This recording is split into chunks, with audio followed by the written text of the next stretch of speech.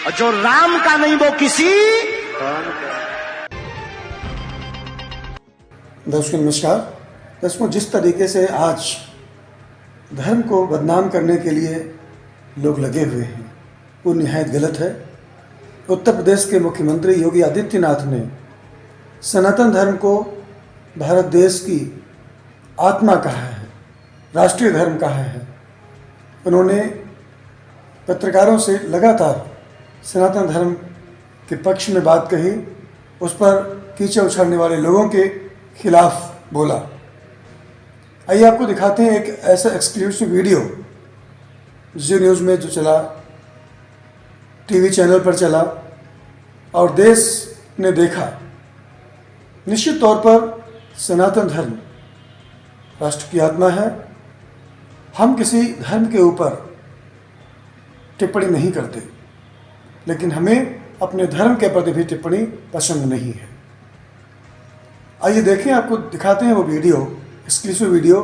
हालांकि आपने जी news TV पर इस वीडियो को देखा होगा, अन्य चैनलों पर भी योगी आदित्यनाथ मुख्यमंत्री उत्तर प्रदेश सरकार का ये एक्सक्लूसिव वीडियो चला।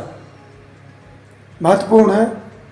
निश्चित तौर पर हम इस तरीके की ही संभावना रखते थे अपने मुख्यमंत्री से, जिस तरीके से उन्होंने अपने धर्म का सपोर्ट किया, सनातन धर्म का सपोर्ट किया और किसी भी दूसरे धर्म का विरोध नहीं किया, सबका सम्मान करते हुए अपनी बात रखी है। बाबा बागेश्वर के विषय में उन्होंने कहा कि हिंदुस्तान साधुओं महात्माओं का देश है, ऋषि मुनियों का देश है। यहाँ पर ऐसे चमत्कार होते रहे हैं।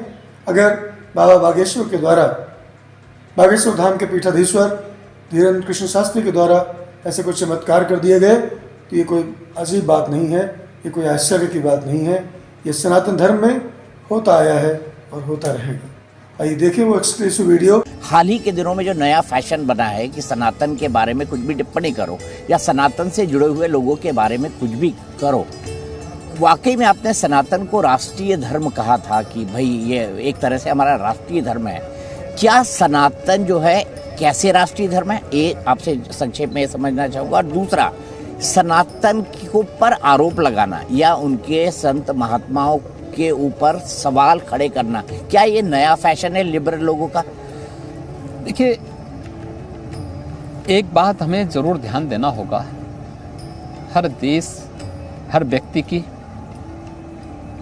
हर देश की अपनी एक आत्मा होती है जो उसकी पहचान होती है। भारत की आत्मा सनातन धर्म में निवास करती है और ये भारत की पहचान भी है। सनातन धर्म ने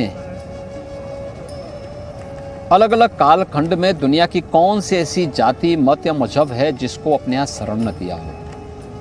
हर एक को संकट के समय अगर कोई एक धर्म उनके संरक्षण के लिए और उनके आश्रय के लिए खड़ा रहा तो सनातन धर्म रहा है। एक दूसरा, हमें जब धर्म की हम बात करते हैं तो धर्म, मत, मजहब और संप्रदाय के बीच में भेद अवश्य में तो देखना होगा।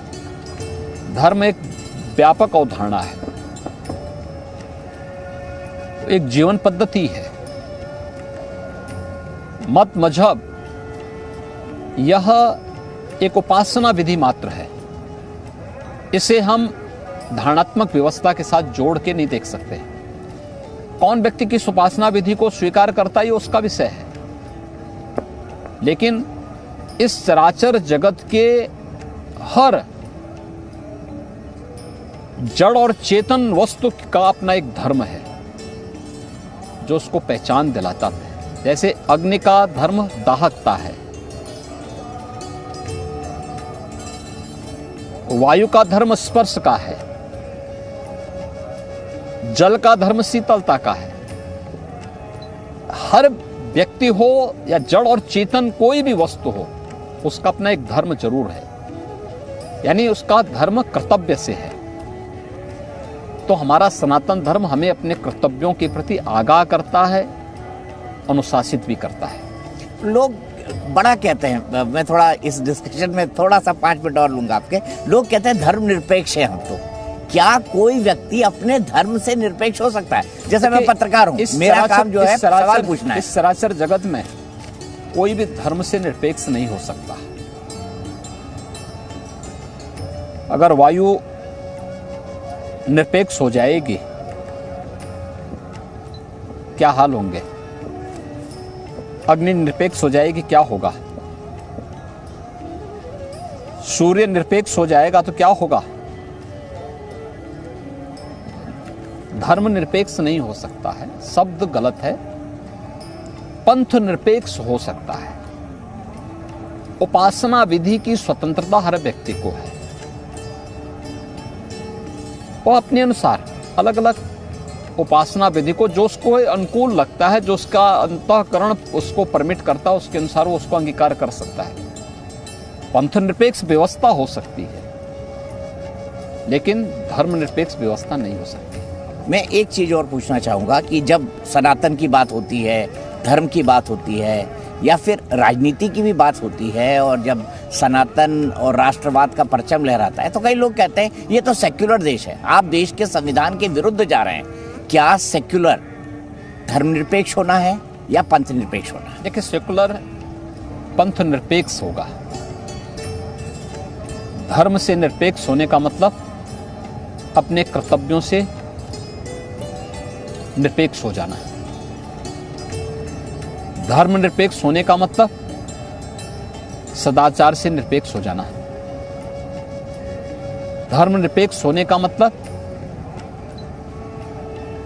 उन जीवन मूल्यों से निरपेक्ष हो जाना है जिस पर व्यक्ति और समाज का जीवन टिका हुआ है। सेकुलरिज्म की बात वे लोग हमें न समझाएं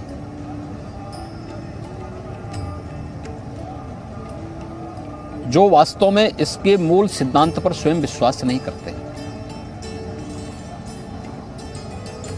भारत से बड़ा सेकुलर कौन,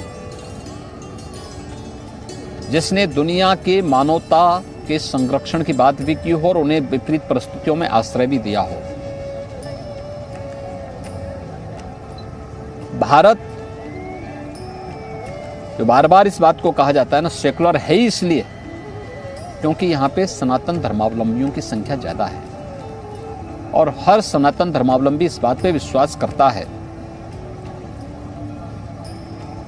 कि अयम निज परोवेति गणना लघु चेतसाम उदार चरिता नाम तो वसुधैव कुटुंबकम। यानी ये मेरा है, ये पराया है। यह तो संकुचित बुद्धि के लोग करते हैं। उदार चरित्र के लोगों के लिए तो पूरी दुनिया ही एक कुटुंब है, और यह सनातन धर्म का सनातन उद्घोष है।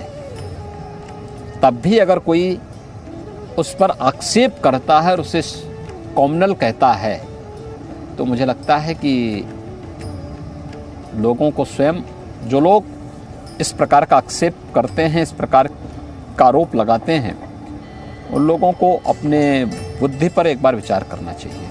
एक बात मैं पूछना चाहता हूँ, जैसे ही कोई नया साधु संत आया या उभरा, एक यंग संत हैं बहुत ज़्यादा बागेश्वर धाम के, वो लोगों के बारे में कुछ प्रिडिक्शन करते हैं और वो कहते हैं मैं चमत्कार नहीं करता, मेरे ईस्ट की आराधना करता हूँ किसी की दुख के सुन के, और मेरे पास कुछ मतलब मेरे दादाजी से मुझे कुछ सिद्धि मिली हुई है। ये ट्रिक नहीं, सिद्धि है। लेकिन लोगों ने उनके खिलाफ पूरा कैंपेन चला दिया। आप इसको कैसे देखते हैं? आपने भी इसके बारे में देखा या पढ़ा होगा। देखिए, ये किसी पे थोपा तो नहीं जा रहा है। आपका विश्वास है, आप मानिए, आपका विश्वास है, नहीं मानिए। आपका धर्म में विश्वास है, आप मान भी सकते हैं, नहीं भी मान सकते हैं। ये हर व्यक्ति को कहीं कोई बात थोपी तो नहीं जा रही है। अब जिसको विश्वास है वह करता है, किसी एक स्थान पे करता है, जाता है, उसकी अपनी आस्था, उसकी आत्मा संतुष्ट होती है, तो आप उसके मार्ग में क्यों बाधा बन रहे हैं? लेकिन धर्म शाश्वत मूल्यों पर आधारित है। मुझे लगता है कि उसकी सात्विकता, और उनके शाश्वत मूल्यों को हमें हर हाल में बनाए रखना होगा। किसी भी प्रकार के उस प्रकार के बातों को में डालने से हमें परहेज करना होगा जहाँ पे आडंबर दिखता हो, जहाँ पर किसी भी प्रकार का कोई बनावटीपन दिखता हो। जो वास्तविकता है उसको भी पूरी शालीनता के साथ देश और दुनिया के सामने अगर हम रखें तो उसके परिणाम और बेहतर आ सकते हैं। एक बात मैं आपसे जानना चाहूँगा यहाँ पे, क्या आपको लगता है कि सनातनी कुछ ज़रूरत से ज़्यादा सहिष्णु है, इसीलिए हम पर हमले होते रहे इतने बड़े इतिहास के बाद, इसीलिए बार बार लोग आक्रमण करके किसी तरह से ये सच्चाई हो भी सकती है, लेकिन हम सनातन हैं इसीलिए क्योंकि हम सत्य के पक्षधर हैं, हम इसीलिए शाश्वत हैं भी। बड़ी से बड़ी चुनौती का सामना भी कर सकते हैं और उससे मुक्त होकर के फिर एक नई जीवन यात्रा में आगे बढ़ भी सकते हैं। जब भी आप ये सब बातें करते हैं और आप चूंकि खुद एक महंत हैं, खुद योगी हैं और आप इतनी बड़ी पीठ को रिप्रेजेंट करते हैं, लोग ये कहने लगते हैं योगी जी तो पोलराइजेशन कर रहे हैं, ध्रुवीकरण कर रहे हैं। देखिए, पोलराइजेशन नहीं है, यह वह सत्य है जो विश्व मानवता जिसके पीछे आज आ रही है। आखिर योग के पीछे विश्व मानवता भाग रही है ना। आज आयुर्वेद की पद्धति को कोरोना कालखंड में दुनिया ने स्वीकार किया ना, तो यही सनातन है। आप देख रहे हैं Anglo Indian news, digital partner with Navyug Samachar Dainik. खबरों से जुड़ने के लिए चैनल को लाइक और सब्सक्राइब अवश्य कर लें ताकि खबरों की अपडेट आपको मिलती रहे।